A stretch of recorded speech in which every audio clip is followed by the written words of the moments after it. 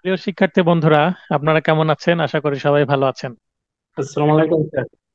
ওয়ালাইকুম আসসালাম। সবকিছু ঠিক আছে ভাই? জি স্যার, ঠিক আছে স্যার। ভলিউম বাড়ানো লাগবে না? ঠিক আছে ভলিউম? আমার কাছে তো ঠিক আছে, স্পষ্ট শোনা যাচ্ছে। আচ্ছা, ঠিক আছে, থ্যাংক ইউ। তো আজকে আমাদের সাক্ষ্য আইনের পার্ট 7, ধারা 115 থেকে 134 আলোচনা করা হবে। এর মধ্যে তিনটি ধারা, 115, 116 এবং 117 অষ্টম অধ্যায়ের অন্তর্ভুক্ত, যেখানে প্রতিবন্ধ বা এস্টপেল সম্পর্কে আলোচনা করা হয়েছে। প্রশ্ন আসতে পারে, দ্য প্রিন্সিপাল অফ এস্টপেল অথবা the feeding of grand of estoppel. Feeding the feeding the grand of estoppel আসুক আর প্রিন্সিপাল অফ স্টপেল আসুক, একই জিনিস। এটা আছে অষ্টম অধ্যায়ে এবং ধারা 115, 16 এবং 117, এই তিনটা ধারায় আলোচনা করা হয়েছে। তাহলে প্রশ্ন এতটুকু থেকে কয়েকভাবে আসতে পারে, যে প্রিন্সিপাল অফ স্টপেল বা স্টপেল বা বাংলায় প্রতিবন্ধ, স্বীকৃতির বাধা বা নিবৃত্তি, যেটাই বলি না কেন, বাংলা তিনটে আমি শব্দ দিয়েছি, ইংরেজিতে একটা estoppel. Feeding the grant of estoppel, principal of estoppel, যেভাবে আসুক না কেন। কত অধ্যায়ে আছে? অষ্টম অধ্যায়ে। কোন কোন ধারায় আছে? ধারা 115 থেকে 117, 115, 116, 117 এভাবে আছে। তো প্রথমে পড়বো 115 স্টপেল। ব্যক্তির ঘোষণা, কার্য বা কার্যবিরতির দ্বারা, মনে করেন যে কোনো ব্যক্তি একটা ঘোষণা দিল, অথবা একটা কাজ করলো, অথবা একটা কাজ থেকে বিরত থাকলো। আমরা পেনাল কোডে পড়েছি অ্যাক্ট অর ওমিশন, মানে কার্য বা কার্যবিরতি, কোনো কাজ করুক বা কোনো কাজ করা থেকে বিরত থাকুক। যে কাজটা করা উচিত নয় সেটা যদি করে, অথবা যে কাজটা করা তার উচিত সেটা থেকে যদি বিরত থাকে, পেনাল কোড অনুসারে সেটা অপরাধ হবে, অফেন্স হবে। আর এখানে যেটা, কোনো কাজ বা কার্যবিরতির দ্বারা, দ্বারা কি হবে সেটা পরের লাইনে পাচ্ছি। স্বেচ্ছায় অন্য কাউকে কোনো বিষয়ে সত্য মর্মে বিশ্বাস করিয়েছে বা করতে দিয়েছে। মনে করেন এক্স নামের একজন ব্যক্তি এমন একটা ঘোষণা দিল, বা এমন একটা কাজ করলো, বা এমন একটা কাজ থেকে বিরত থাকলো। এই এর এক্স এর এই অ্যাক্টিভিটির কারণে অপর এক ব্যক্তি ওয়াই একটা কিছু বিশ্বাস করে নিল, এবং উক্ত বিশ্বাসের ভিত্তিতে কাজ করতে দিয়েছে। সেক্ষেত্রে তার মানে এক্স কোনো ঘোষণা দিয়েছে বা কোনো কাজ করেছে বা কোনো কাজ থেকে বিরত থাকিছে, এর ভিত্তিতে ওয়াই তার উপর বিশ্বাস করে কোনো কাজ করে ফেলেছে। তাহলে প্রথমে কাজ করলো কে? এক্স, এবং পরে কে কাজ করলো? ওয়াই। দুই পক্ষ তাদের প্রতিনিধির মধ্যে মোকদ্দমা হয়, তাহলে দুই পক্ষ অথবা তাদের প্রতিনিধির মধ্যে যদি মামলা হয়, তাহলে প্রথমে এক্স যেটা ঘোষণা করেছিল বা যে কাজ করেছিল বা যে কাজ থেকে বিরত থেকেছিল, এবং এর ফলে অন্য পক্ষ কোনো যদি কাজ করে থাকে, তাহলে এইটা কি হবে? স্টপেলের মধ্যে পড়বে। যেমন আমি যদি উদাহরণ দিই, আমি ঘোষণা দিলাম অনলাইনে যে আমি এমসিকিউ এবং রিটেনের অ্যাডমিশন নিচ্ছি, যারা বার কাউন্সিলে অ্যাডভোকেট তালিকাভুক্তির পরীক্ষা দিতে প্রস্তুতি নিতে চাচ্ছেন, আমার কাছে প্রস্তুতি নিতে পারেন, আমি ডিটেলস দিয়ে দিলাম। এখন এটার উপরে বিশ্বাস করে আমাকে অ্যাডমিশন ফি হিসাবে আপনারা টাকা দিলেন। অ্যাডমিশন ফি নেওয়ার পরে আমি যদি আপনাদেরকে আর কোর্সটা না করাই, তাহলে আমি যে ঘোষণা দিয়েছি যে আমি করাবো, কিন্তু পরে বলছি যে না, আমি এরকম কিছু করিনি, এই যে অস্বীকার করছি, ক্রিমিনাল ক্ষেত্রে এটা প্রতারণার মধ্যে বা বিশ্বাস ভঙ্গের মধ্যে আসবে। কিন্তু সিভিল মামলা যদি চিন্তা না করে আমরা, স্টপেল শুধুমাত্র, সরি, যদি ক্রিমিনাল মামলার চিন্তা করি তাহলে বিশ্বাসভঙ্গ বা প্রতারণার মধ্যে আসবে। কিন্তু সিভিল মামলার কথা যদি চিন্তা করি তাহলে স্টপেলের মধ্যে এটা চলে আসবে, একই জিনিস, কাছাকাছি জিনিস, সেটা স্টপেলের মধ্যে চলে আসবে। তার মানে প্রতারণা এবং বিশ্বাসভঙ্গের থেকেও ব্যাপক অর্থে কিন্তু স্টপেল ব্যবহার করা হয়। স্টপেলের মূল বক্তব্য হচ্ছে, আগে আমি যে কথাটা বলেছি পরে আর সেই কথাটা কি করতে পারবো না, ফিরিয়ে নিতে পারবো না, আগের কথা দ্বারা পরের কথাটা বাড়িত হয়ে যাবে, বাধা সৃষ্টি করবে। প্রথমোক্ত ব্যক্তি তার তার প্রতিনিধি উক্ত স্বীকৃতির বিষয় সত্যতা অস্বীকার করতে পারবে না, মানে প্রথমে যেটা স্বীকার করেছি পরে আমি আর সেটা অস্বীকার করতে পারবো না, সেটা আইনে বাধা সৃষ্টি হবে সিভিল মামলার ক্ষেত্রে। এস্টপেল বেসিক্যালি সিভিল মামলায় কাজে লাগে। একবার পূর্বে স্বীকার করলে তা আর অস্বীকারের সুযোগ নেই, কিন্তু অন্যায়ের সুযোগ নেওয়া যায় না।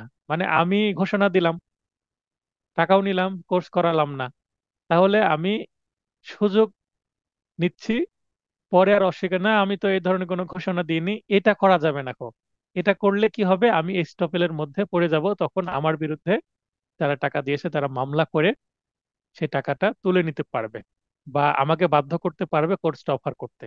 যেহেতু শিক্ষকতা একটা ব্যক্তিগত আহ, যোগ্যতার বিষয়, এই কারণে আমাকে বাধ্য করা যাবে না পড়ানোর জন্য, কিন্তু আমি যেন টাকা ফেরত দিতে পারি সেই ব্যবস্থা করা যাবে মামলায়।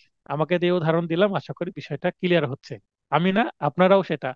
তাহলে আমি এখানে এক পক্ষ, আপনার আরেক পক্ষ, আমি এক্স, আপনারা ওয়াই।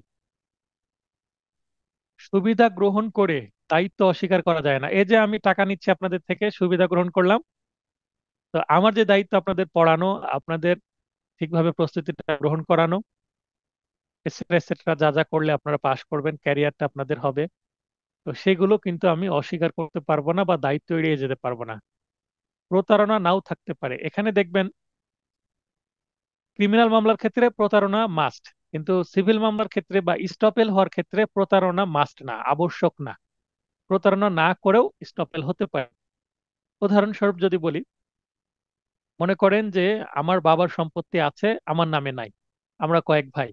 তো আমি কারো কাছ থেকে টাকা নিলাম যে এক সময় আমার বাবার সম্পত্তি যখন আমি পাবো এইটা আমি আপনার কাছে বিক্রয় করে দিব, অতএব আমাকে অগ্রিম কিছু টাকা দেন। এরকম অনেকেই করে, বাবার সম্পত্তি সন্তানেরা বিক্রয় করে দেয়, বা আগে কিছু টাকা অগ্রিম টাকা নিয়ে রাখে।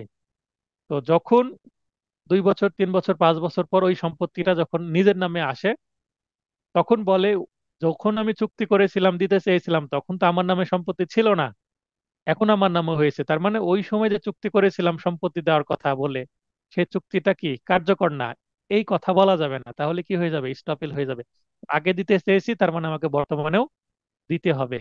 আগে আমি সম্পত্তির মালিক ছিলাম না, আমার বাবা ছিল, এই অজুহাত দেওয়ার কোনো সুযোগ নাই। এই ক্ষেত্রে কিন্তু প্রতারণা নাই।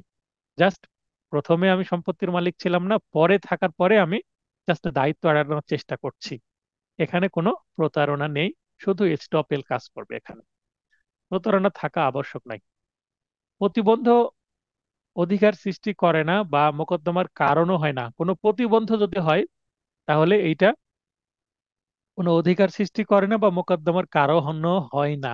এটা দ্বারা কি বোঝাচ্ছে, যেমন আমি টাকা নিলাম কিন্তু আমি কোর্স করাচ্ছি না, বা আমি দীর্ঘদিন ক্লাস বন্ধ রাখছি, বা এক সময় আমি দায়িত্ব এড়িয়ে যোগাযোগ বন্ধ করে দিচ্ছি আপনাদের সাথে, মনে করেন, তাহলে এই জাস্ট যোগাযোগ বন্ধ করা দেওয়ার জন্য কিন্তু মামলা করার কারণ উদ্ভব হবে না। তাহলে কিভাবে কারণ উদ্ভব হবে, আমার সাথে যোগাযোগ করতে হবে, আপনাদের যোগাযোগ করে আমার থেকে টাকা চাইতে হবে। যখন আমি টাকা দিতে অস্বীকার করব, আমি যখন টাকা দিতে অস্বীকার করব তখন মামলা করার কারণ উদ্ভব হবে। জাস্ট আমি এড়িয়ে যাচ্ছি, প্রতিবন্ধ সৃষ্টি হচ্ছে, মানে স্টপেল সৃষ্টি হচ্ছে, ওই সময় মামলা করার কারণ উদ্ভব হচ্ছে না। তার মানে যতক্ষণ না সরাসরি স্পষ্ট অস্বীকার না করা হয় তখন মামলা করার কারণ উদ্ভব হয় না। সিভিল মামলার কথা বলছি। দ্ব্যর্থবোধক মানে অ্যাম্বিগুয়াস বা অস্পষ্ট, বাংলা দুইটা শব্দ আছে, হচ্ছে অস্পষ্ট আর হচ্ছে দ্ব্যর্থবোধক। দ্ব্যর্থবোধক মানে যেটার অর্থ স্পষ্ট না, অ্যাম্বিগুয়াস, বিষয়ে প্রযোজ্য হয় না কিন্তু সুস্পষ্ট বা নির্দিষ্ট বিষয়ে প্রযোজ্য হয়। কি, স্টপেল মানে স্টপেলের বিষয়টা স্পষ্ট হতে হবে। আমি ফেসবুকে একটা পোস্ট দিলাম, আমার পোস্টটা স্পষ্ট না, তো আমার এই পোস্টে কেউ যদি ভুল বুঝে যে এই পোস্ট দ্বারা আমি এরকম কোনো কিছু অফার করছি, কেউ যদি সেটার ভিত্তিতে কোনো সিদ্ধান্ত নেয়, সেটার জন্য আমি দায়ী থাকবো না, কারণ সেখানে আমি স্পষ্ট কিছু বলিনি। আমাকে স্পষ্ট বলতে হবে, এবং সেটাতে বিশ্বাস করে কেউ যদি কোনো কাজ করে ক্ষতিগ্রস্ত হয়, তাহলে আমি স্টপেলের দ্বারা বাধাগ্রস্ত হব। তার মানে অস্পষ্ট হলে হবে না, স্পষ্ট কথাবার্তা থাকতে হবে। এবং ঘোষণা বা কোনো কাজ বা কোনো কার্যবিরতি যেটা প্রথমে বলা হয়েছে সেটা স্পষ্ট হতে হবে। আইন বিষয়ে প্রতিবন্ধক প্রযোজ্য নয় বা অকার্যকরী, তার মানে আইনের বিরুদ্ধে স্টপেলটা কাজ করে না। শেষের দুইটা লাইন বিগত সালে জুডিশিয়ারিতে প্রশ্ন এসেছে, তাই সেই লাইনগুলো দিয়ে দেওয়া হয়েছে, বুঝিয়েও দিলাম। তো আশা করি স্টপেলটা কি জিনিস।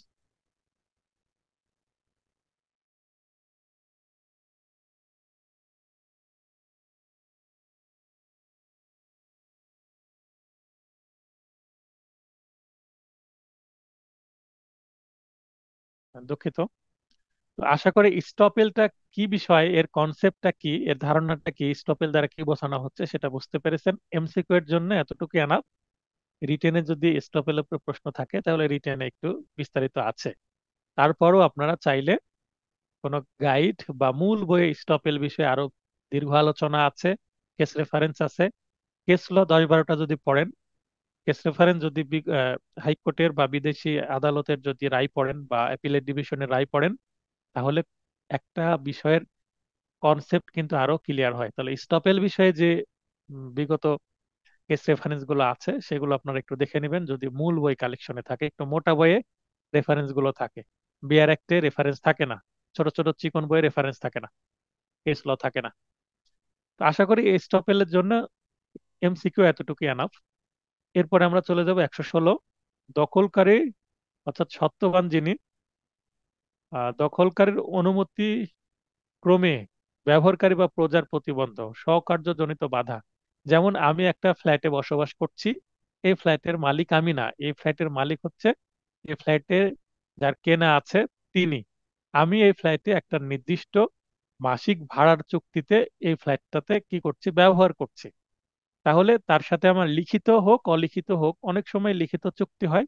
আমি যেহেতু অ্যাডভোকেট সচেতন মানুষ, আমি 300 টাকার স্ট্যাম্পে লিখিত একটা চুক্তি করে নিয়েছি, ডিটেলস সবকিছু। আর মৌখিক চুক্তি হতে পারে, অনেকেই স্ট্যাম্প করে না, জাস্ট মুখে বলে ঠিক আছে আপনি প্রতি মাসে এত টাকা ভাড়া দিবেন, প্রতি মাসের শুরুতে প্রথম সপ্তাহতেই, তারপরে আপনি কারেন্ট বিল আপনার, গ্যাস থাকলে গ্যাসের ভাড়া আপনার, এটসেট্রা এটসেট্রা কিছু কন্ডিশন মুখে বলে দেয়। এটা কমন বিষয়, তাই অনেকে স্ট্যাম্প করে না বা লিখিত ডকুমেন্ট থাকে না, মৌখিক চুক্তি থাকে। এটা কিন্তু একটা চুক্তি। তাহলে এখানে মালিক যিনি দখলকার ছিল, তাকে, তার থেকে আমি দখলটা বুঝিয়ে নিয়ে ভাড়ার বিনিময়ে আমি থাকছি এখানে। এখন আমি বসবাস করছি 10 বছর, 20 বছর বা 12 বছর বসবাস করলাম। সাধারণত 12 বছর বসবাস করার পর একটা বিরুদ্ধ দখল বা অ্যাডভার্স পজিশনের বিষয় থাকে। কোনো সম্পত্তি যদি জোর করে 12 বছর দখল করা হয়, তাহলে সেই সম্পত্তির মালিক দখলকারী হয়ে যায়। এটা হচ্ছে তামাদি আইনের 28 ধারাতে আছে, অ্যাডভার্স পজিশন। তো 12 বছর যদি আমাকে বাধা না দেয় বা বাধা দিলেও আমি যদি জোর করে থাকি, আমাকে যদি উচ্ছেদ করতে না পারে, 12 বছরের মধ্যে যদি উচ্ছেদের মামলা না করে, তাহলে সম্পত্তি আমার হয়ে যাবে। এই যে বিষয়টা, এটা কিন্তু ভাড়াটিয়ার মধ্যে কাজ করবে না। স্টপেল বাধা দিবে কেন? কারণ আমি তো জোর করে এই ফ্ল্যাটে উঠি নাই, আমি জোর করে এই ফ্ল্যাটে বসবাস করছি না, আমি একটা নির্দিষ্ট ভাড়া দিচ্ছি।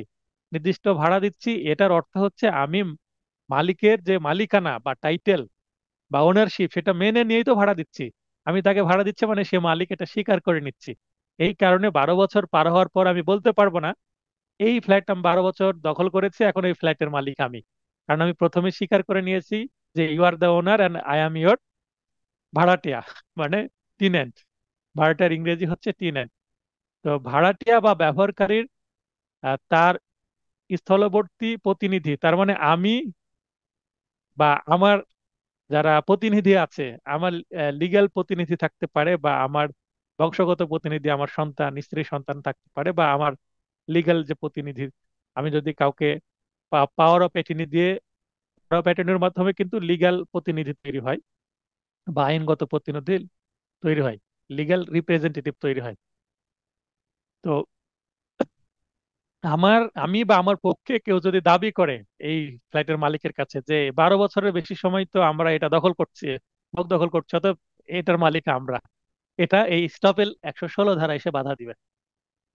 তাহলে প্রতিনিধি কর্তৃক ব্যবহার শুরুর সময় তার মালিকের উক্ত স্থাবর সম্পত্তিতে সত্য ছিল না মর্মে পরবর্তীতে কোনো সময় তা অস্বীকার করতে পারবে না।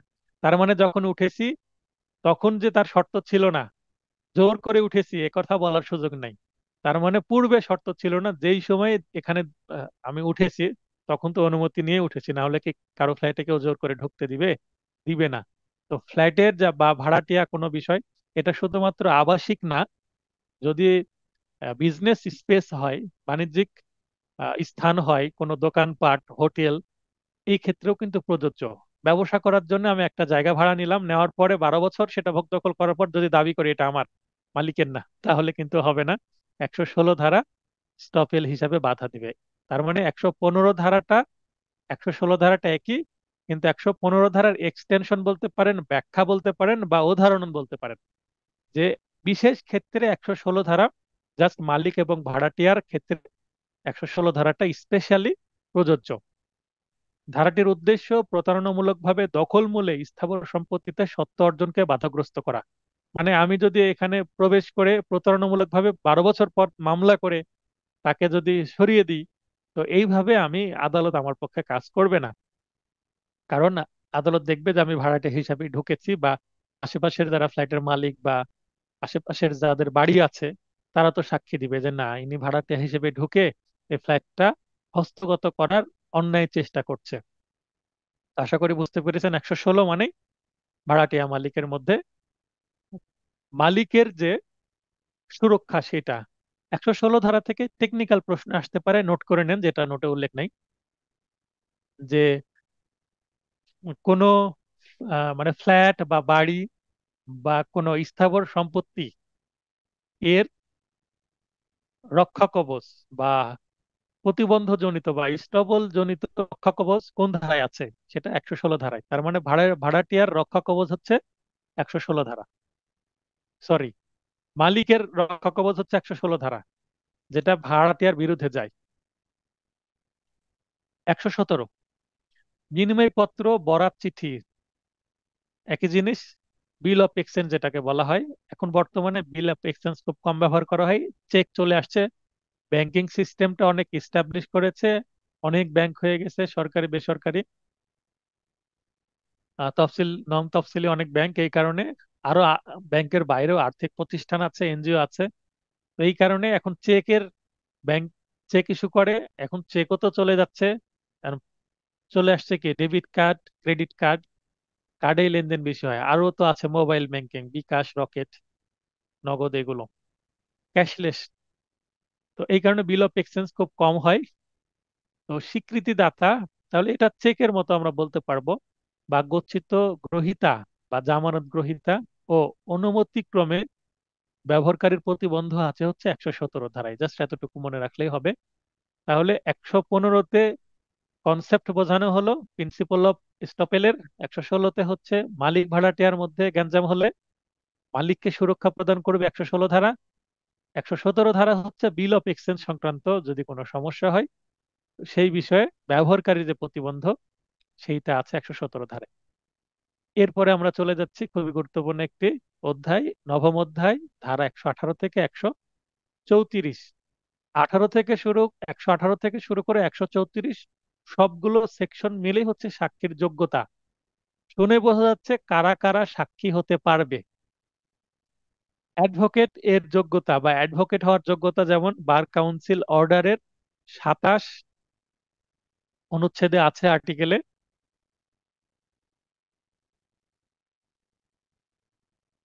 আমার এখানে মানে পূর্ণ ভলিউম দেওয়া আছে। আপনার সাউন্ড সিস্টেম একটু বাড়াতে হবে, প্রয়োজনে হেডফোন ব্যবহার করতে পারেন, বাইস আপনার ইয়ারফোন ব্যবহার করতে পারেন। মানে আমার ফুল সাউন্ড দেওয়া আছে, আর এর থেকে আমি যদি জোরে কথা বলতে যাই হয়তো বা কাশি উঠে যাবে। কারণ কোর্টে তো সারাদিন বকবক করতে হয়।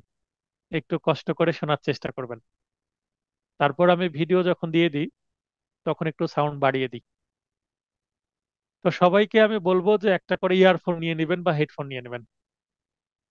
118, সাক্ষীর যোগ্যতা শুরু হলো। 118, যে সাক্ষ্য প্রদান করতে পারে। তো প্রথমেই সাক্ষীর যোগ্যতা প্রথমেই বলে দিচ্ছে কে কে সাক্ষ্য প্রদান করতে পারে। 118-তে বলছে যুক্তিসঙ্গত উত্তর দিতে সক্ষম সকল ব্যক্তি। সকল ব্যক্তি বলতে মানুষের কথা বলা হচ্ছে। তবে মজার বিষয়, পোষা প্রাণী যেমন যারা একটু বুদ্ধিসম্পন্ন পোষা প্রাণীর মধ্যে কুকুর আছে, তারপরে তোতা পাখি আছে, এরা সাধারণত ইশারাও কথা বলতে পারে। তো কিছু কিছু কেসে এই পোষা প্রাণীদেরও কিন্তু, আবার বানর, এদেরও কি নেওয়া হয়, সাক্ষী নেওয়া হয়, এরকমও কিন্তু নজির আছে।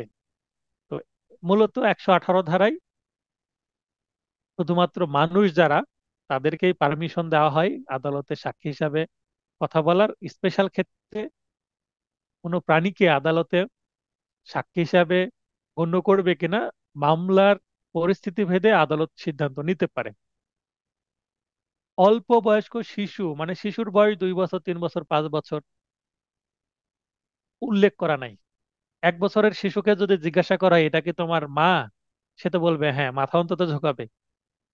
তো মা কি তোমাকে চড় দিয়েছিল, মেরেছিল, ধমক দিয়েছিল, সে তো অন্তত হ্যাঁ না কিছু বলতে পারবে, মাথা ঝোঁকাবে। 1-2 বছরের 2 বছরের যদি বাচ্চা বলি, 3 বছরের, তো এমন বাচ্চা যে অন্তত ইশারায় কথা, মানে এমন একটা পরিস্থিতি হা নাতে যদি উত্তর দেয়, বা যে অপরাধ করেছে সেই অপরাধীর সামনে যদি শিশুটাকে নিয়ে যাওয়া যায়, তাহলে শিশুটা ওই অপরাধীকে দেখে ভয় পাবে। এই যে ভয় পাচ্ছে, এটা থেকে অনেক কিছু আদালত ধরে নিতে পারে। এই কারণে অল্প বয়স্ক শিশু, অতি বার্ধক্য বলতে যে ঠিকভাবে কথা বলতে পারছে না, দাঁত সব পড়ে গেছে, কথা স্পষ্ট, কিন্তু অন্তত কিছু ইশারায় কথা বলতে পারছে, তবুও চলবে। বা মানে অস্পষ্ট আওয়াজ করতে পারছে, সেটা দ্বারাও যদি বোঝা যায়, আদালত যদি বুঝতে পারে, তাহলে পারমিশন দিতে পারে। দৈহিক বা মানসিক ব্যাধিগ্রস্ত, তাহলে দৈহিক ব্যাধিগ্রস্ত, মানসিক ব্যাধিগ্রস্ত মানে উন্মাদ বা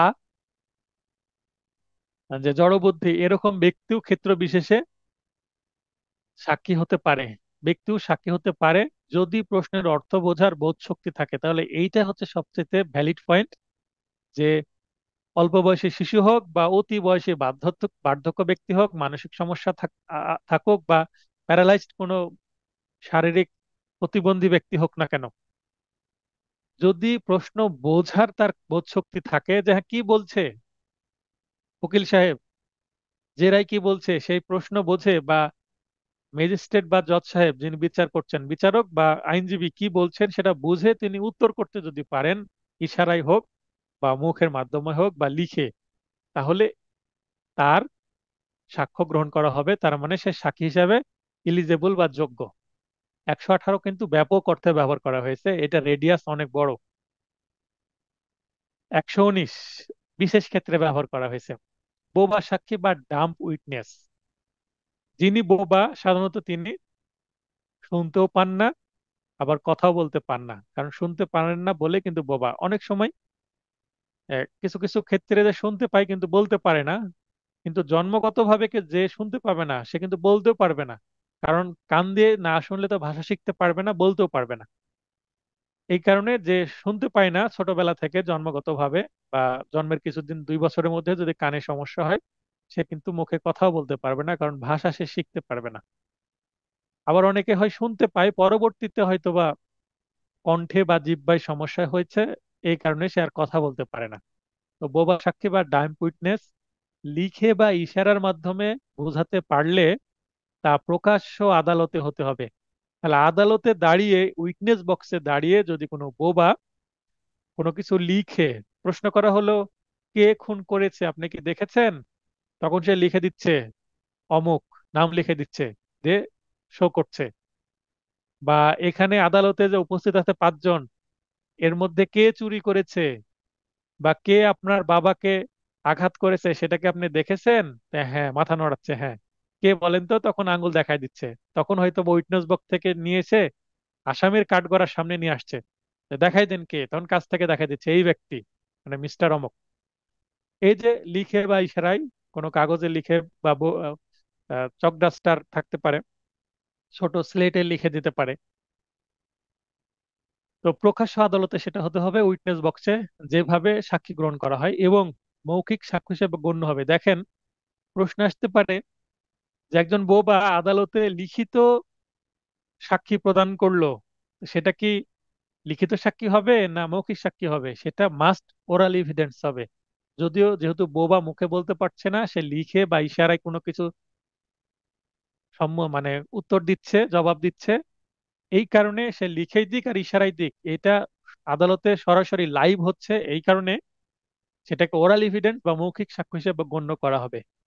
যদিও লিখে দিচ্ছে, তাহলে আবার অন্যভাবে প্রশ্ন আসতে পারে যে কোন ধারার বিধান মতে কোনো লিখিত সাক্ষ্য মৌখিক সাক্ষ্য হিসাবে গণ্য করা হয়?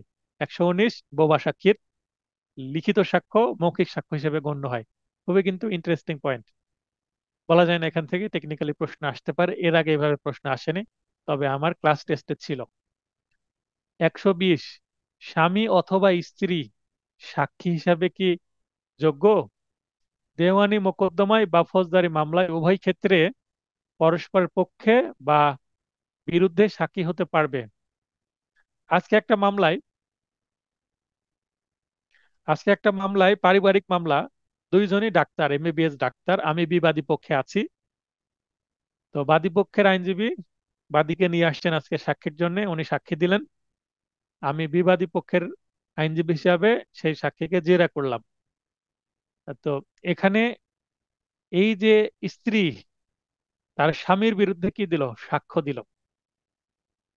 আর আগামী দিন আমি আবার বিবাদীকে ডাকবো, আগামী ধার্য তারিখে বিবাদী আবার স্ত্রীর বিরুদ্ধে সাক্ষী দিবে।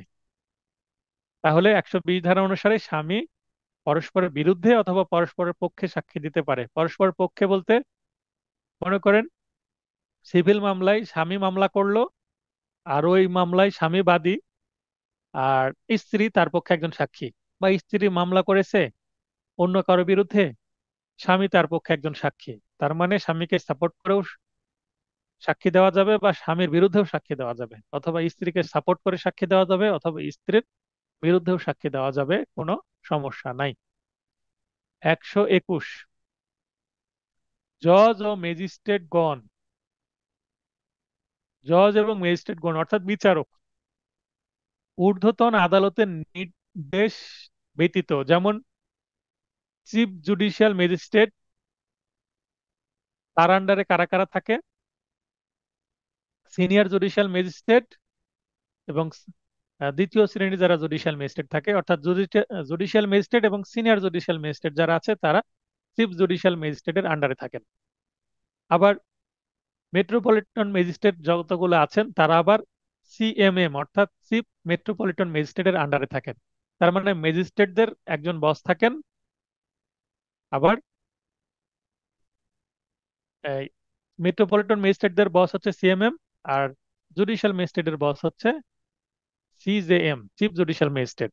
যখন আমরা সিআরপিসি পড়বো বা ফৌজদারি কার্যবিধি, তখন এই জিনিসগুলো আরো ভালো জানবো। আর সকল ম্যাজিস্ট্রেট আবার দায়রা জজের আন্ডারে, সেশন সেশন জজের আন্ডারে। তো কোনো মামলায় একজন ম্যাজিস্ট্রেট যদি সাক্ষী দিতে যায়, অন্য একটা মামলায় সাক্ষী হিসাবে যাচ্ছে, বিচারক অন্য একটা মামলায় নিজ জেলায় বা অন্য জেলায় সাক্ষী হিসেবে যদি যায়, তাহলে তার যে বস বা ঊর্ধ্বতন আদালত তার কিন্তু কি লাগবে, নির্দেশনা লাগবে, অনুমতি লাগবে। বিচারকালে নিজেদের আচরণ বা জ্ঞাতসারে আসা বিষয় সম্পর্কে প্রশ্নের উত্তর দিতে বাধ্য নন। ঊর্ধ্বতন কর্মকর্তা যদি নির্দেশনা দেয় যে ঠিক আছে আপনি ওই আদালতে আপনি কি করেন, সাক্ষী দিয়ে আসেন। মনে করেন একজন ম্যাজিস্ট্রেট বিচার কার্য পরিচালনা করছে, করতে করতে আদালতের ভেতরে একটা অকারেন্স হয়ে গেল, মারপিট হয়ে গেল, গুরুতর আঘাত বা মার্ডার হয়ে গেল এজলাসের মধ্যে। তখন ওই কোর্টে যেহেতু একজন বিচারক ছিলেন, ম্যাজিস্ট্রেট ছিলেন, তো বিচারককে যদি এখানে এই মামলায় সাক্ষী করা হয়, বিচারক বাদী হয়েও কিন্তু একজন পুলিশকে ডেকে নিয়ে এসে মামলা দিতে পারে, জিআর মামলা হলো, বিচারক সাক্ষী দিতে যেতে পারে। সেক্ষেত্রে নিশ্চয়ই তার ঊর্ধ্বতন কর্মকর্তার পারমিশন লাগবে, বা তিনি নির্দেশ দিলেই যেতে বাধ্য, অথবা তিনি নিজে থেকে যদি সাক্ষী দিতে না চান তাহলে তাকে বাধ্য করা যাবে না। বিচারকালে অন্যান্য বিষয় অর্থাৎ ঘটনা ঘটলে সে বিষয়ে সাক্ষ্য দিতে পারবেন। এখানে দেখেন একটু কনফিউশন হতে পারে আপনাদের।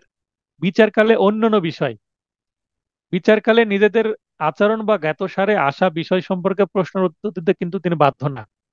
কে বাধ্য না? ওই জজ বা ম্যাজিস্ট্রেটগণ। ঊর্ধ্বতন আদালত যদি নির্দেশ না দেয়, তাহলে স্টার চিহ্ন যেটা দিয়েছি এইটা ঊর্ধ্বতন আদালতের কি লাগবে, নির্দেশনা লাগবে। আর নিচের হ্যাশ চিহ্ন দিয়ে যে এই লাইনটা লেখা আছে, যেটা আমি ভিন্ন কালার করছি,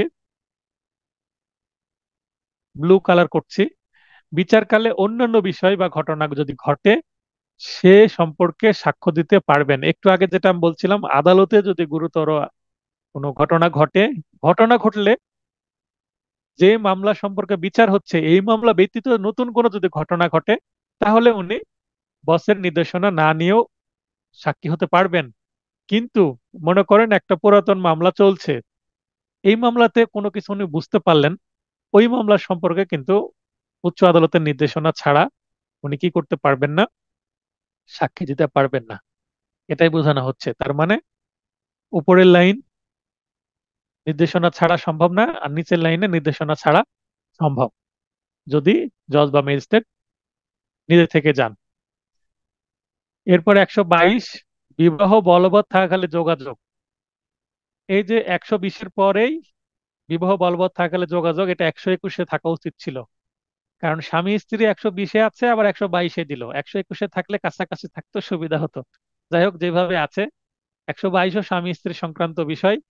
বিবাহ বলবৎ থাকাকালে, বিবাহ বলবৎ তো স্বামী স্ত্রীর মধ্যেই থাকে, তো যোগাযোগ তাহ স্বামী স্ত্রীর সম্পর্ক থাকাকালীন তাদের মধ্যে অনেক কথাবার্তা হয়, অনেক কিছু বিশ্বাস করে ভালোবেসে হাজব্যান্ড ওয়াইফদের মধ্যে কথাবার্তা লেনদেন হয়। তো এমন বার্তার বিষয়বস্তু প্রকাশ করতে স্বামী বা স্ত্রীকে বাধ্য করা যাবে না। মনে করেন একজন হাজব্যান্ড ওয়াইফের মধ্যে ডাইভোর্স হয়ে গেছে 2023 সালে, 2020 সালে একটা ঘটনা ঘটেছিল। স্বামী ঘটনাটা ঘটে এসে স্ত্রীকে বলেছিল যে আমাকে বাঁচাও, আমাকে আশ্রয় দাও, আমি একটা অপরাধ করে ফেলেছি। তার মানে স্ত্রীর কাছে সবকিছু বলে দিয়েছে 20 সালে। 23 সালে সে ডাইভোর্স হয়ে গেছে, তালাক হয়ে গেছে। এখন ওই স্ত্রীকে, যে তোমার স্বামী তো তোমাকে বলেছিল 20 সালে, নিশ্চয়ই 20 সালের ঘটনা, মামলা ঘটনা 20 সালে পরে প্রকাশ পাচ্ছে, যদি তোমার সাথে তালাক হয়ে গেছে কিন্তু তুমি বলো। তো এখানে বিবাহ বলবৎ থাকাকালে যেহেতু তাদের মধ্যে যোগাযোগ হয়েছিল, তালাক হোক বা না হোক, তালাকের পরেও এই স্ত্রীকে বাধ্য করা যাবে না তার বর্তমান হাজবেন্ড অথবা এক্স হাজবেন্ডের বিরুদ্ধে, অথবা বর্তমান স্ত্রী বা এক্স ওয়াইফের বিরুদ্ধে কি করা, সাক্ষী দিতে বাধ্য করা যাবে না। যখন বাধ্য করা যাবে ব্যতিক্রম আছে। তো প্রথমে বললো ডিরেক্ট বাধ্য করা যাবে না, দ্বিতীয়ত বলছে ব্যতিক্রম বাধ্য করা যাবে। কোথায় কোথায় বাধ্য করা যাবে? 1 নম্বর, বিবাহিত ব্যক্তিদের উক্ত স্বামী স্ত্রীর মধ্যে মোকদ্দমায়, মানে যৌতুকের মামলা, বিবাহ বলবৎ আছে, স্ত্রী স্বামীর বিরুদ্ধে মামলা করে দিল, তখন আবার কিন্তু বাধ্য করা যাবে। একজন অপরজনের বিরুদ্ধে অপরাধে অভিযুক্ত হলে, নারী শিশু মামলা বা আহ, পারিবারিক কোনো মামলা, এই ধরনের বা ডোমেস্টিক ভায়োলেন্সের কোনো মামলা, তাহলে বাধ্য করা যাবে। নিজের বা স্বার্থ সংশ্লিষ্ট ব্যক্তির অনুমতিক্রমে, অনুমতি নিল, অনুমতি নিয়ে, ওই যে প্রথমে যেটা বলছে বিবাহ বলবৎ থাকলে একজন আরেকজনের বাধ্য করা যাবে না, কিন্তু আবার অনুমতি নিয়ে আবার বাধ্য করা যেতে পারে। এরপরে 123, তাহলে 120 এবং 122 হাজব্যান্ড ওয়াইফ নিয়ে। 123 রাষ্ট্রীয় বিষয় সম্পর্কে সাক্ষ্য। কোনো স্টেট সম্পর্কে যদি কোনো কিছু থাকে, একটা বিষয় থাকছে যে স্যালুস পপুলিস্ট সুপ্রিমা লেস, সর্বোচ্চ আইন হচ্ছে গণকল্যাণ ও গণস্বার্থ। এই নীতির উপরে কিন্তু 123 ধারাটি প্রযোজ্য, মানে প্রতিষ্ঠিত, যে জনগণের স্বার্থ আগে দেখতে হবে। এমন একটা কাজ করা যাবে না যে 10 জনকে বাঁচাতে গিয়ে একটা এলাকার পুরো মানুষের ক্ষতি করে দেওয়া হচ্ছে। জনগণের ক্ষতি করা যাবে না, প্রয়োজনে একটু আইন ভঙ্গ করা যেতে পারে, কিন্তু জনগণের ক্ষতি করা যাবে না। এই কারণে রাষ্ট্রীয় যদি কোনো কিছু থাকে যেটা রাষ্ট্রীয় স্বার্থেও, এই বিষয় প্রকাশ করে দিলে একটা এলাকার বা পুরো দেশের রাষ্ট্রীয় একটা বিঘ্ন সৃষ্টি হতে পারে, কিংবা মানুষের ক্ষতি হতে পারে। এই ধরনের রাষ্ট্রীয় গোপন বিষয় প্রকাশ করা যাবে না।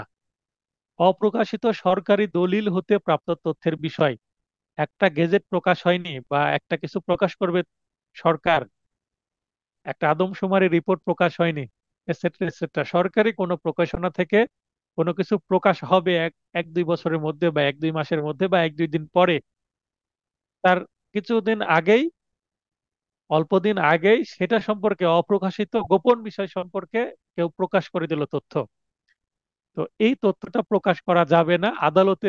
বিশেষ করে 123 ধারা বলছে এটা আদালতে সাক্ষী হিসাবে সাক্ষ্য দিয়ে প্রকাশ করা যাবে না। আমরা পড়ছি সাক্ষীর যোগ্যতা, মানে কেউ যদি আদালতে এসে বলে যে আমি রাষ্ট্র একটি গোপন বিষয় জানি, এটা আমি এখন আদালতে বলবো, সেটা সাক্ষী বলতে পারবে না। তার মানে 123-এ এটা কিভাবে সাক্ষীর যোগ্যতা? আদালতে এই বিষয়ে কথা বলতে পারবে না, অর্থাৎ এখানে সাক্ষীর যোগ্যতা নাই এই বিষয়ে কথা বলার, সে যে ব্যক্তি হোক না কেন। সংশ্লিষ্ট বিভাগের প্রধান কর্মকর্তার অনুমতি ব্যতীত সাক্ষ্য প্রদান করা যাবে না। তাহলে যে মন্ত্রণালয় বা ডিপার্টমেন্ট বা যে মিনিস্ট্রি বা যেই মন্ত্রণালয় থেকে সেই তথ্যটা প্রকাশ হতে পারে, সেখানকার যিনি বস আছেন, ঊর্ধ্বতন কর্মকর্তা আছেন, মানে প্রধান কর্মকর্তা আছেন, তার যদি অনুমতি নেওয়া হয়, যে বিশেষ ক্ষেত্র, এটা যদিও রাষ্ট্রীয় গোপন বিষয় কিন্তু এই মামলাটা খুবই গুরুত্বপূর্ণ, না হলে বাদী বা বিবাদীর অপূরণীয় ক্ষতি হয়ে যাচ্ছে, তাহলে প্রধান কর্মকর্তার অনুমতি নিয়ে এই মামলায় কতটুকু প্রকাশ করা যাবে সেইটা পারমিশন নিয়ে করা যেতে পারে। সেটা খুব বিশেষ ক্ষেত্রে এবং বিরল ঘটনা হবে, রেয়ার কেস। তাছাড়া ঊর্ধ্বতন কর্মকর্তা কনভিন্স না হলে উনি অনুমতি দিবেন না। আমরা পড়ছি সাক্ষীর যোগ্যতা। তাহলে 123-এ কিন্তু সাক্ষীর যোগ্যতা নাই রাষ্ট্রীয় বিষয়ে কথা বলার। আর যোগ্যতা তখন তৈরি হবে যদি প্রধান কর্মকর্তা অনুমতি দেয়। তার মানে 123-এর যোগ্যতা আছে আবার নাই, দুইটাই প্রকাশ করা হচ্ছে। 122-এও যোগ্যতা আছে আবার নাই, দুইটা প্রকাশ করা হচ্ছে। 121-এও যোগ্যতা আছে আবার নাই, দুই। শিবলি ভাই বলবেন সবকিছু ঠিক আছে কিনা? জি, ঠিক আছে। আচ্ছা, আজকে ক্লাসটা বোঝা গেছে ভাই সবকিছু? জি। আচ্ছা, আজকে দুইটা অধ্যায় পড়লাম। প্রথমে ছিল স্টপেল, 15, 16, 17। তারপর 118 থেকে শুরু করে 134 টানা কি ছিল? অধ্যায়ের নাম কি ছিল? সাক্ষী সম্পর্কে যে আহ, বিধান। সাক্ষীর যোগ্যতা, দ্য কোয়ালিফিকেশন অফ উইটনেস। ঠিক আছে, এটা নবম অধ্যায়ের বিষয়। তো এটা 23 সালে প্রশ্ন আসছিল যে সাক্ষীর যোগ্যতা কোন সেকশনে আছে, 120 আসছিল। তাহলে 120 হচ্ছে 118 থেকে 134-এর মধ্যেই, তাই উত্তর হবে 120। আর অন্য তিনটা যে সেকশন সেগুলো অপশনের, মানে এই 118 থেকে 134-এর বাইরের মানে সেকশন ছিল। একটু পরে দেখাচ্ছি প্রশ্নটা। তো 134 ধারা পড়ছি। 134 ধারার বক্তব্য হচ্ছে সাক্ষীর যোগ্যতা, মূল বক্তব্য হচ্ছে কোনো নির্দিষ্ট সংখ্যা নেই, সর্বনিম্ন একজন দিয়েও একটা মামলা প্রমাণ হতে পারে, এবং সর্বোচ্চ অনেকগুলো সাক্ষী নেওয়া যেতে পারে। এটা কিন্তু রিটেনের এটা কিন্তু রিটেনের ক্ষেত্রেও খুবই গুরুত্বপূর্ণ একটি প্রশ্ন। রিটেনও চলে আসে যে একটা মামলা প্রমাণের জন্য কতজন সাক্ষীর প্রয়োজন হতে পারে, 2 বা 3 নম্বরের প্রশ্ন চলে আসে এভাবে। তো এখানে আমরা 23 সালের একটা রিসেন্ট প্রশ্ন দেখি। 23 সালের রিসেন্ট প্রশ্ন যদি আমরা চিন্তা করতে যাই, তাহলে কিন্তু বোঝা যাবে যে প্রশ্ন কোন দিকে যাচ্ছে। হিডিং দ্য গ্র্যান্ড বা স্টপেল নীতিটি, তাহলে প্রিন্সিপাল অফ স্টপেল এবার উল্টো ভাবে আসছে, হিডিং দ্য গ্র্যান্ড বা স্টপেল একই জিনিস। স্টপেল এভিডেন্স অ্যাক্টের কোন ধারার সাথে সম্পর্কিত? তো এটা কোন ধারা থেকে সম্পর্কিত বলা আছে?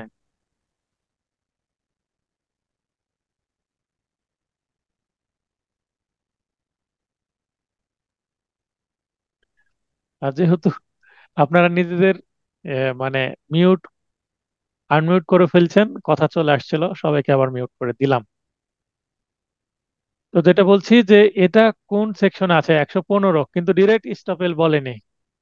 স্টপেলের নীতিটা কিন্তু, যে প্রিন্সিপাল বা নীতি, এটা কিন্তু 115-তে আছে, এবং 116-তে কি আছে, এটাও স্টপেল আছে।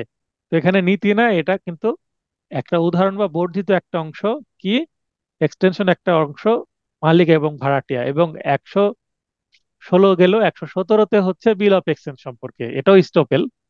কিন্তু মূল স্টপেলের বিষয়টাই কিন্তু বলা আছে 115-তে। তাহলে 115-তে প্রিন্সিপাল আলোচনা করা হয়েছে, 116-তে মালিক ভাড়াটিয়ার মধ্যে, 117-তে হচ্ছে বিল অফ এক্সচেঞ্জ বিষয় স্টপেল।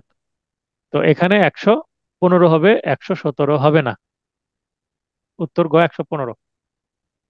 তো এইভাবে দেখেন যে 12 সালে একটা প্রশ্ন আসছিল, সেটা আবার 17 সালে রিপিট হয়েছে। মালিকের অনুমতি নিয়ে একটি বাড়িতে অবস্থানকালে বাড়ির মালিকানা দাবি করে, যেটা আমি আজকে উদাহরণ দিয়েছি নিজেকে দিয়ে এবং আমার বাড়ির মালিককে দিয়ে। এই ক্ষেত্রে আইনগত বাধাকে কি বলে? তো মালিকানা দাবি যদি আমি করি, তাহলে স্টপেল এসে আমাকে কি করবে? বাধা সৃষ্টি করবে, স্বকার্যজনিত বাধা। স্বকার্য কি? এই যে আমি যেদিন বাসায় উঠলাম, আমি মেনে নিলাম যে তিনি আমার মালিক, আমি তার ভাড়াটিয়া, এত টাকা করে ভাড়া দিব। এই যে মেনে নেয়া, তার মানে আমি ঘোষণা দিলাম। এই ঘোষণাটাই আমার বিরুদ্ধে যখনই মালিকানা দাবি করব তখন স্টপেল হিসেবে কাজ করবে। এটা গয়ে 116 বিষয় আছে কিন্তু।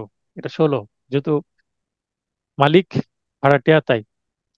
জুডিশিয়ারির একটা প্রশ্ন, কোন ব্যক্তি সাক্ষী হতে পারবে? কোন ব্যক্তি সাক্ষী হতে পারবে? সকলেই। জুডিশিয়ারির প্রশ্ন, ফৌজদারি মামলার আসামির স্ত্রী সাক্ষী হতে পারে। স্বামী স্ত্রীর যে বিষয়ে যেটা বলা আছে 120-এ। বিচার বুদ্ধি সম্পন্ন কিন্তু বোবা ব্যক্তি, 119-এ বোবা ব্যক্তির কথা বলা আছে, সাক্ষী হতে পারে। অপরিণত বয়ঃসম্পন্ন বুদ্ধিমান বালক, এটাও 118-তে বলা আছে, সাক্ষী হতে পারবে। তার মানে 118-র মধ্যে কিন্তু সবকিছুই বলা আছে। আর এটা যদি আমি বিস্তারিত বুঝতে চাই, তাহলে এখানে স্বামী স্ত্রী যে 120, তারপরে বিচার বুদ্ধি, এগুলোও কিন্তু লাগবে। তার মানে একটা প্রশ্ন বুঝে উত্তর দেওয়ার যে ক্ষমতা আছে, সেই পারবে। এখানে দেখেন, বার কাউন্সিলের 15 সালের যে প্রশ্ন, সেখানে বলা হচ্ছে গয়ে বোধ শক্তির ওপর। সাক্ষ্য আইন অনুযায়ী একজন শিশু সাক্ষীর যোগ্যতা নির্ভর করে বোধ শক্তির ওপর। বোধ শক্তি আছে, সাক্ষী দিতে পারবে; বোধ শক্তি নাই, সাক্ষী দিতে পারবে না। অন্যান্য অপশন গুলো যদি দেখেন, তাহলে বোঝাই যাবে যে সেগুলো উত্তর নাই। জাতীয়তার উপর, জাতীয়তা বলতে সে বাংলাদেশি ব্যক্তি না বিদেশি ব্যক্তি সেটা। তো বাংলাদেশি হোক আর বিদেশি হোক, জাতীয়তা বা সিটিজেনশিপ কোনো ম্যাটার না, সবাই সাক্ষী হতে পারবে। লিঙ্গের ওপরে, ছেলে না মেয়ে সেটা ম্যাটার না। ধর্মের ওপরে, সে ইসলাম ধর্মের ব্যক্তি না হিন্দু ধর্মের না বৌদ্ধ না খ্রিস্টান, সেটা কোনো ম্যাটার না। তো এই ধরনের প্রশ্নগুলো আছে। কোনো এমসিকিউ প্রশ্ন যদি কোনো সমস্যা থাকে প্রশ্ন করবেন। আপনাদের সবচেয়ে ভালো হয়, রুটিন যেহেতু আগে প্রকাশ করে দেওয়া আছে, এই যে ক্লাস শুরু হলো 9:30 থেকে, আমি পড়াচ্ছি 115 থেকে 134, এই সেকশনটা আমার নোটটা আগে যেহেতু আপনাদের কাছে আছে, এগুলো নিজে অন্তত 1-2 বার পড়েন, পড়ে বোঝার চেষ্টা করেন। বোঝার চেষ্টা করার পরে যেখানে আপনার সমস্যা হবে সেখানে একটু নোট করে রাখেন বা চিহ্ন দিয়ে রাখেন। তখন আপনার কাজ থাকবে যে স্যারের কাছ থেকে, মানে আমার কাছ থেকে প্রশ্ন, আপনার উত্তরটা আদায় করে নেওয়া, আপনার প্রবলেমটা সলভ করে নেওয়া। আপনি পড়লেন না ক্লাসে, শুধু শুনলেন আমার বকবকানি, মাথায় কিছু গেল কি গেল না বুঝলেন না, প্রশ্ন কি করব কি করব না বুঝতে পারছেন না, আপনি নিজে পড়েন, আমাকে হোয়াটসঅ্যাপে মেসেজ করেন, দেখবেন ক্লাসের বাইরেও আপনার ফিডব্যাক পেয়ে যাচ্ছেন। টিচারকে যদি না বিরক্ত করেন, না না বিরক্ত করলে কিন্তু আপনি মানে ফিডব্যাকটা সঠিকভাবে নিতে পারবেন না। তবে হ্যাঁ, আমাকে মোবাইল ফোনে সরাসরি কল না করে বা আমার হোয়াটসঅ্যাপে সরাসরি অডিও কল না করে আমাকে কি বিষয়ে কথা বলতে চাচ্ছেন সেটা আগে মেসেজ দিবেন। তাহলে আমি আপনাকে সময় দিব যে আমি কখন ফিরে আছি, প্রয়োজনে আমি আপনাকে কল ব্যাক করবো এবং বলে দিব। আবার এরকম হয় আমি বলে দিলাম যে আপনি বিকেল 5টার দিকে ফোন দেন, একটু বিকেল 5টার কাছাকাছি আমাকে ফোন দেওয়ার চেষ্টা করতে হবে। আপনি আবার রাত্রে আমাকে ফোন দিলেন, তাহলে তো হবে না, আমি আবার ব্যস্ত হয়ে যাব তখন। তো এটা আমার সুযোগ সুবিধা একটু আপনাদেরকে দেখতে হবে, কারণ আমি যথেষ্ট ব্যস্ত মানুষ, বুঝতে পারছেন আপনারা। এরপরে 12-23 সালের একটি প্রশ্ন, এভিডেন্স অ্যাক্টের কোন ধারা মতে বিচারক নিজ গোচরে আসা কোনো বিষয়ে ঊর্ধ্বতন আদালতের আদেশ ব্যতীত উত্তর দিতে পারবে না? আমরা কিন্তু অলরেডি পড়েছি, 121-এ সেটা আছে। 120 এবং 122-এর মাঝখানে এটা ঢুকে গেছে, হাজব্যান্ড ওয়াইফের মাঝখানে 121 ঢুকে গেছে। দেখবেন 121 খুবই চমৎকার একটি সেকশন। আগে একটা এক আছে, মানে একজন ওয়াইফ, পরেও একটা এক আছে, একজন হাজবেন্ড, এবং মাঝখানে দুই। দুই মানে কি? বিচারক, জজ এবং ম্যাজিস্ট্রেট। তাহলে এক এবং একের মাঝখানে ঢুকে গেছে 120 ধারা, এবং 122 ধারা মাঝখানে 121 ধারা ঢুকে গেছে। আগে হাজবেন্ড আছে, পরে ওয়াইফ আছে, এইভাবে যেভাবে ভাবি না কেন, 121টা হচ্ছে জজ এবং ম্যাজিস্ট্রেট বা বিচারকদের জন্য প্রযোজ্য। এখন আমরা প্রশ্নোত্তর পর্বে চলে যাই। আচ্ছা, লাস্ট যে প্রশ্নটা আমি বললাম যে no particular number of witness shall in any case be required for the proof of any fact বা এনি ম্যাটার। এটা জুডিশিয়ারি 17 সালের প্রশ্ন। এটা কোন সেকশনে আছে? 134-এ সাক্ষীর যোগ্যতার মধ্যে আছে।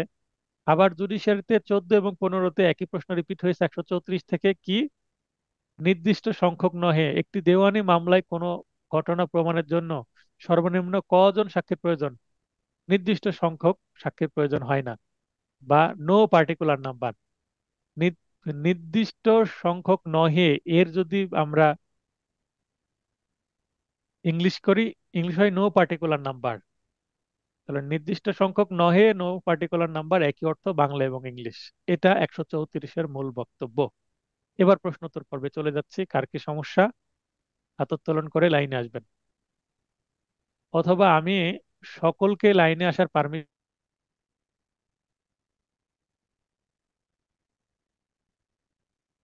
হাত উত্তোলন করার দরকার নাই, জাস্ট লাইন অন করে কথা বলতে পারবেন। সবাইকে পারমিশন দিয়ে দিয়েছি আমি।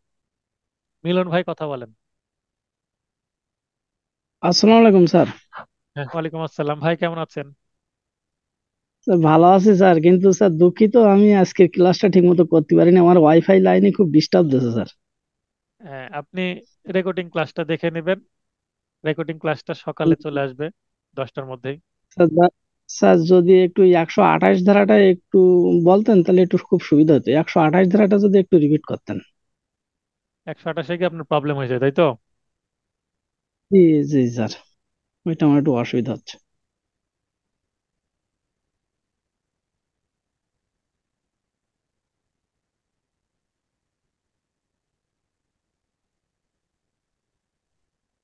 একটু ওয়েট করেন। জি আচ্ছা, 128-এ যেটা বলা হচ্ছে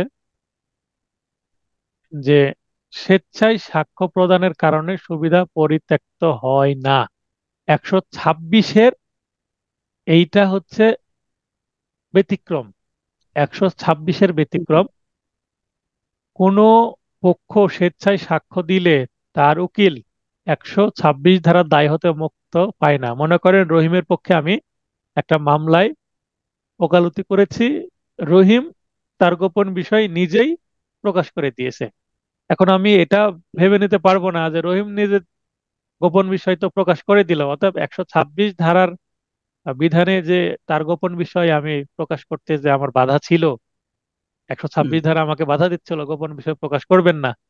তো 126 ধারা এই গোপন বিষয়টা থেকে আমি দায়মুক্ত হব না। তার মানে মক্কেল নিজে প্রকাশ করুক, আমি উকিল আমি প্রকাশ করতে পারবো না। এটা আমার প্রকাশ করা উচিত না। তার জি নিজের পায়ে নিজে কোড়াল মারুক, কিন্তু আমি তার পায়ে কোড়াল মারতে যাব না। তাহলে আমার পেশাগত ক্ষতি হতে পারে। আচ্ছা। মক্কেলের অনুরোধে উকিল সাক্ষ্য প্রদান করলেও 126 ধারার দায় হতে মুক্ত হয় না। এটা দ্বারা কি বোঝাচ্ছে? মনে করেন রহিম আমাকে অনুরোধ করছে না, অন্য একটা মক্কেল অনুরোধ করছে রহিমের বিরুদ্ধে সাক্ষী দিতে। আমি রহিমের উকিল আগে ছিলাম, কিন্তু আমি জি রহিমের বিরুদ্ধে সাক্ষী দিতে আসলাম ঠিকই, কিন্তু গোপন বিষয়টা আমি প্রকাশ করতে পারবো না। আর যেটা প্রকাশিত বিষয় সাধারণ বিষয় সেটা প্রকাশ করতে পারবো। 126 মানে জি গোপন বিষয়। উপরে চলে জি যাই।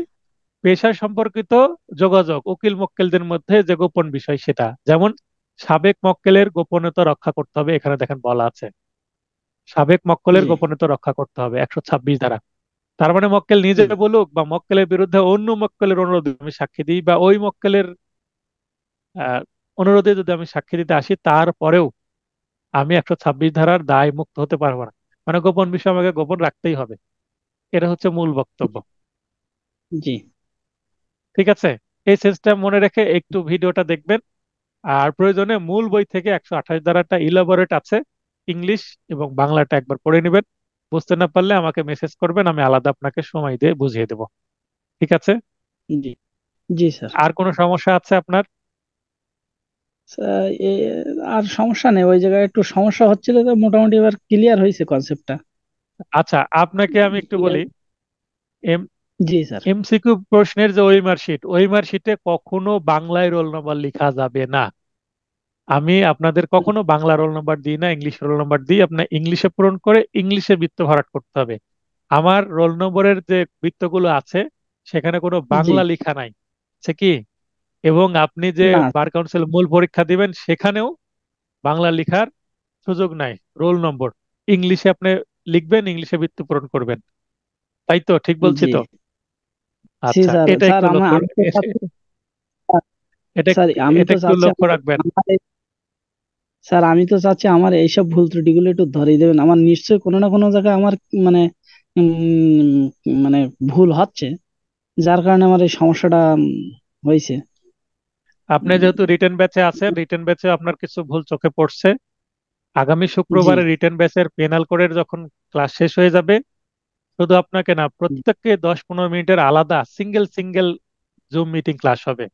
এই যে ক্লাস হচ্ছে তো, জি প্রত্যেকে 10 মিনিট করে বা যার যত মিনিট লাগে, আমি প্রত্যেককেই এই তিনটা রেজাল্টের উপরে তিনটা খাতা ওপেন করে, যেমন এখানে আমি আমার নোট ওপেন করেছি, আপনার খাতা ওপেন করে আপনাকে বোঝাবো, চোখে আঙ্গুল দিয়ে দেখাই দিব এখানে এখানে সমস্যা। আপনার খাতা তো তখন জি আপনার কাছে থাকবে।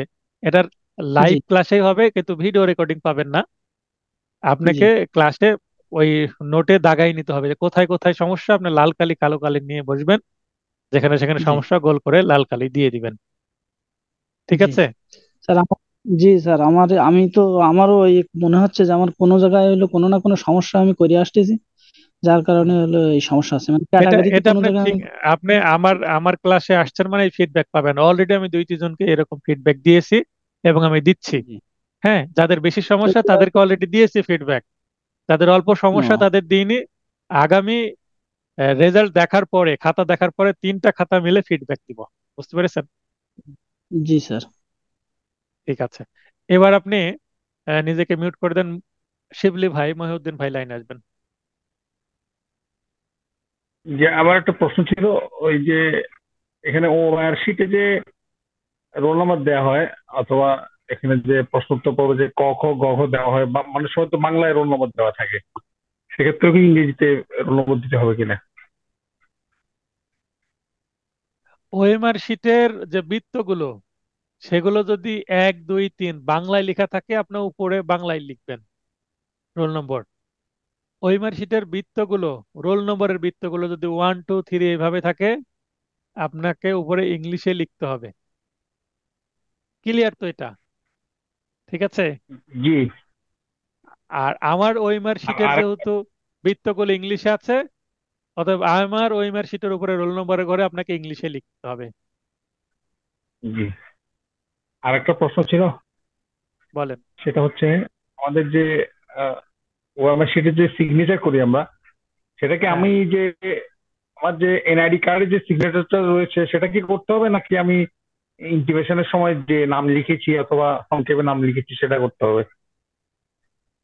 আপনি ইন্টিমেশনে যে সিগনেচার করেছেন, ইন্টিমেশনের ওই যে সিনিয়রের সাথে যে এফিডেভিট করেছেন সেখানে সিগনেচার করেছেন, আপনি যতগুলো সিগনেচার ইন্টিমেশন বা পিপুলের রেজিস্ট্রেশনের সময় করেছেন, সেটাই আপনাকে করতে হবে বারবার। ভোটার আইডির সাথে মিল না থাকলেও সমস্যা নাই, ইন্টিমেশনের সিগনেচারটা আপনাকে করতে হবে। আমি সিগনেচারের ঘরটা কেন রেখেছি, আপনার অভ্যাসটা তৈরি করতে। কারণ একটা সিগনেচারের কারণে আপনার রেজাল্ট আটকায় যাবে। বুঝতে পারেননি? জি, ধন্যবাদ। আর আর প্রশ্ন আছে আপনার? ধন্যবাদ। আর প্রশ্ন নেই। আচ্ছা, আপনাকেও ধন্যবাদ। যদি আর কারো প্রশ্ন না থাকে তাহলে আপনাদের সুস্বাস্থ্য কামনা করে ক্লাসটি শেষ করছি। শুভরাত্রি।